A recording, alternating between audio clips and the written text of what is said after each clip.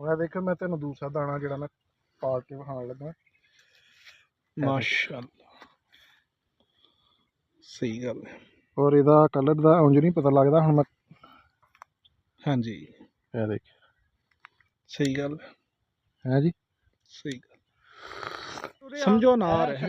ਸ਼ੱਕਰੀ ਦੀ ਜ਼ਨਾਨੀ ਦਾ colour change ਇਹ ਜਿਹੜੀ ਤੂੰ ਜਾਲੀ ਪੁੱਤਰ ਖੜੀ ਸੀ, ਕੀ ਗੱਲ ਤ੍ਰਿਮਤ ਦਾ ਰੰਗ ਹੋਇਆ ਚੇਂਜ ਜ਼ਨਾਨੀ ਦਾ ਮਤਲਬ? ਕਰੀਮਾਂ ਸ਼ਰੀਮਾਂ ਛੁੱਟ ਗਈਆਂ ਨਾ।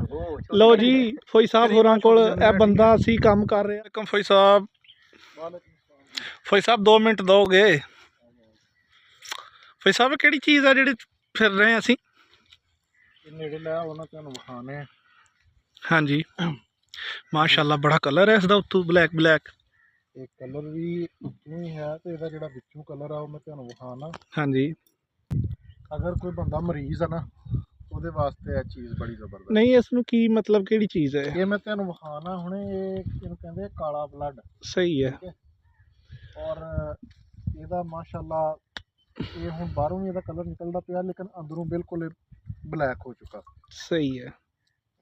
ਇਹ ਦੇਖਿਓ ਮਾਸ਼ਾਅੱਲਾ ਵਾਕਈ ਬਈ ਵਾਕਈ ਦੋਸਤੋ ਇੱਧਰ ਦੇਖੋ ਕਮਾਲ ਦੀ ਗੱਲ ਹੈ। ਫੌਜੀ ਸਾਹਿਬ ਇਸ ਤਰ੍ਹਾਂ ਜਿਸ ਤਰ੍ਹਾਂ ਰੂਫ ਦਾ ਹੁੰਦਾ।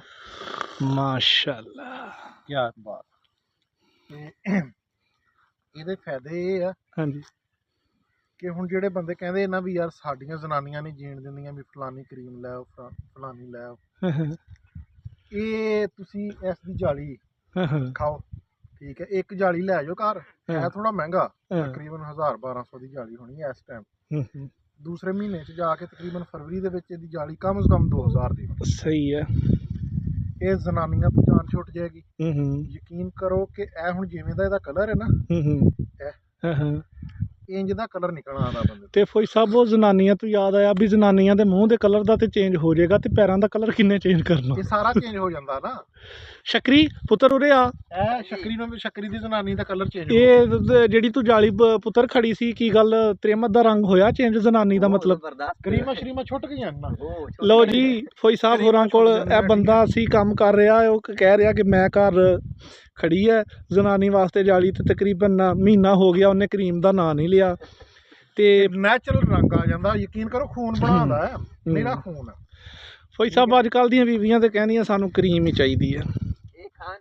ਹਾਂ ਲੇਕਿਨ ਉਹਨਾਂ ਨੂੰ ਇੰਨਾ ਨਹੀਂ ਪਤਾ ਹੁੰਦਾ ਕਿ ਉਹਨਾਂ ਦੇ ਪੈਰਾਂ ਦਾ ਰੰਗ ਕਿੱਦਾਂ ਦਾ ਤੇ ਮੂੰਹ ਦਾ ਕਿੱਦਾਂ ਦਾ। ਇਹ ਬੜੀ ਇੱਕ ਪਿਆਰੀ ਚੀਜ਼ ਹੈ। ਮਜ਼ਾਕ ਤੋਂ ਇਲਾਵਾ ਇਹ ਨਾ ਖੂਨ ਪੈਦਾ ਕਰਦਾ ਹੈ। ਹਾਂ ਫੌਜੀ ਸਾਹਿਬ ਇਹ ਤੇ ਪਤਾ ਲੱਗਾ ਕਿ ਖੂਨ ਪੈਦਾ ਕਰਦਾ। ਔਰ ਇਹ ਮੌਸਮ ਦੀ ਚੀਜ਼ ਆ, ਖਾਣੀ ਚਾਹੀਦੀ। ਮੌਸਮੀ ਸ਼ੱਕਰੀ ਇੱਕ ਲਹਿਦਾ ਚੀਜ਼ ਹੈ। ਹਾਲਾਂਕਿ ਦੇਸ਼ ਦਾ ਦੂਰੋਂ ਨਜ਼ਰ ਇੰਝ ਹੀ ਆਉਂਦਾ ਹੈ ਕਿ ਜਿਵੇਂ ਮੌਸਮੀ ਹੈ ਜਾਂ ਸ਼ੱਕਰੀ। ਹਾਂ ਮੌਸਮੀ ਲੇਕਿਨ ਇੱਕ ਬਹੁਤ ਹੀ ਜ਼ਬਰਦਸਤ ਚੀਜ਼ ਹੈ ਯਾਰ। ਇਹ ਛੋਟਾ ਜਿਹਾ ਬੂਟਾ, ਇਹਨੂੰ ਕਾਫੀ ਸਾਰਾ ਫਲ है।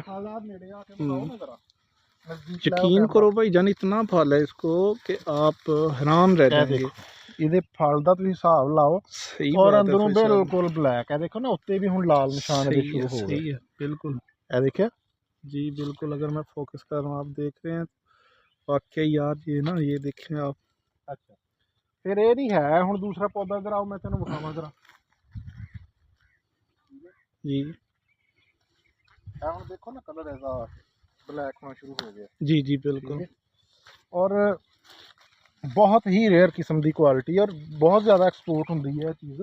सही बात है ਜਿਹੜਾ ਕਾਲਾ ਮਾਲਟਾ ਹੈ ਨਾ ਜੀ, ਇਹ ਹੁਣ ਇਸ ਪੂਰੇ ਬਾਗ ਦੇ ਵਿੱਚ ਤਕਰੀਬਨ 20-25 ਕਿੱਲੇ ਬਾਗ ਆ। ਉਹਦੇ ਚ ਮੇਰਾ ਖਿਆਲ ਕੋਈ 1 ਏਕੜ ਹੋਣਾ ਹੈ ਜਿਹੜਾ ਕਾਲਾ ਮਾਲਟਾ, ਕਾਲਾ ਬਲੱਡ ਨੂੰ ਕਹਿੰਦੇ ਨੇ। सही है ठीक है। और ये भी छोटा सा बूटा फौजी साहब, इसको भी काफ़ी फल हैं। हाँ जी फल की तो क्या ही बात है जी। मैं सुबह का ना 7-8 दाने ये खाधे। सही। और यकीन करो मैदा फ्रैश हो गया, मैदा भी फ्रैश और बंदे दे विटामिन ਜਿਹੜੇ ਉਹ ਵੀ ਪੂਰੇ ਰਹਿੰਦੇ ਆ। क्या ਜਿਹੜਾ ਦੌੜਾ ਰੋਜ਼ਾਨਾ ਦੌੜੇ ਰਹਿੰਦੇ ਆ ਨਾ ਡਾਕਟਰਾਂ ਕੋਲ। ਸਹੀ ਹੈ, ਬੜੀ ਜ਼ਬਰਦਸਤ ਚੀਜ਼ ਹੈ। ਸਹੀ ਹੈ। ਖਾਓ ਖੁਦਾ ਦੇ ਬੰਦੇ, जिन्हें क्रीमा पे पैसे लाने हैं माल्टा खाओ। चलो भाई साहब भी अच्छी और लोगों को पैगाम पहुंच जाएगा। अल्लाह खैर करे। माशाल्लाह। और जिन्हें भी लोग इदां ही गल है, काफ़ी फल है, छोटे छोटे बूटे यार, इतना ज़्यादा फल है। अनार भी क्वालिटी माशाल्लाह जी, अल्लाह ताला की कुदरत है। सही गल है। ਤੇ ਬਾਕੀ ਠੀਕ ਹੈ ਜੀ, ਇਹ ਵੀਲਾਗ ਇੰਨਾ ਕਿ ਤੁਹਾਨੂੰ ਪਾਲਕ ਮਾਰਕੀਟ ਦੀ ਪਹਿਚਾਣ ਕਰਵਾਉਣੀ ਸੀ। ਤੇ ਇਹ ਲਾਜ਼ਮੀ ਖਾਓ, ਬੱਚਿਆਂ ਨੂੰ ਵੀ ਖਵਾਓ, ਬੀਵੀਆਂ ਨੂੰ ਖਵਾਓ, ਜਿਹੜਾ ਸਹੀ ਹੈ, ਮੋਸਟਲੀ ਬੀਵੀਆਂ ਨੂੰ ਖਵਾਓ ਤੇ ਕਰੀਮਾਂ ਤੋਂ ਬਚਣਾ। ਕਰੀਮਾਂ ਤੋਂ ਬਚਣਾ ਤੇ ਠੀਕ ਹੈ। ਸਹੀ ਹੈ। ਫੌਜੀ ਸਾਹਿਬ ਤੁਸੀਂ ਨਹੀਂ ਘਰ ਲੈ ਕੇ ਜਾਂਦੇ? ਮੇਰੀ ਤੇ ਖਾਂਦੀ ਨਹੀਂ, ਉਹ ਕਹਿੰਦੀ ਕਰੀਮਾਂ ਹੀ ਠੀਕ। ਚਲੋ ਜੀ, ਫੌਜੀ ਸਾਹਿਬ ਦਾ ਵੀ ਤੁਸੀਂ ਸੁਣ ਲਿਆ ਇਹਦਾ ਨਾ- ਪੈਗਾਮ।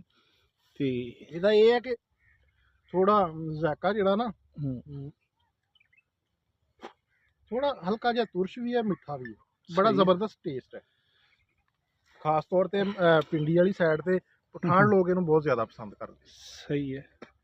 ਠੀਕ ਹੈ ਜੀ, ਤੁਸੀਂ ਬੰਦ ਕਰੋ ਹੁਣ।